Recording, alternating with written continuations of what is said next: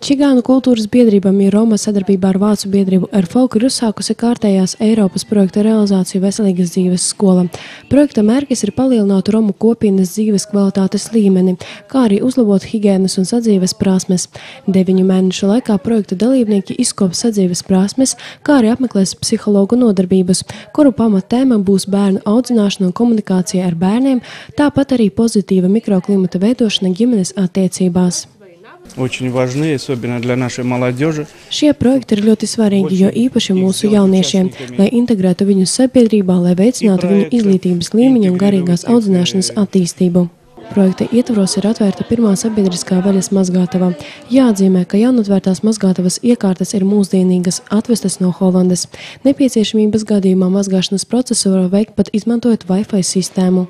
Projekta ietvaros mums tika atklāts bezmaksas vēļas mazgāšanas punkts, kur Romu kopienas pārstāvji var atnākt un bezmaksas izmazgāt savu vēļu, kā arī ir iespēja gludināt, žāvēt vēļu.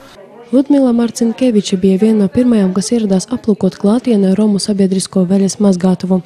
Redzētais viņai patika.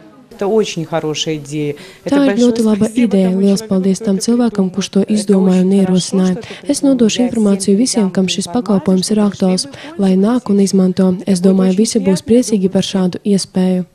Projekta veselīgas dzīves skola realizācija ilgs līdz šī gada decembrim. Vēlāk projekta dalībniekiem pašiem būs iegūtās zināšanas un prasmes jāmāk pielietot dzīvē.